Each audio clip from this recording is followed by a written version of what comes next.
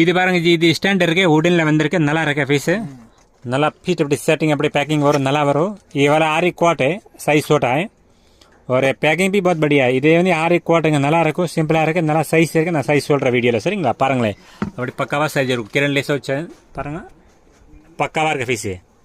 ஆரி quad தான் size நான் சொல்கிறேன் சரிங்களா.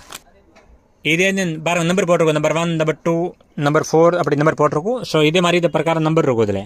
இது ஹோல்ஸ் இருக்கா, இதே வந்து கீழே பாருங்க, அப்படியே அமுக்கினா போதும், உள்ளே போகும் தம்பி அமுக்கிறாரு பாருங்க, இதை ப்ரெஸ் பண்ணால் போதும். ஓகே, இதே வந்து இது ஸ்க்ரூ இருக்குது, அப்படியே மேலே ஃபிட் பண்ணணும்.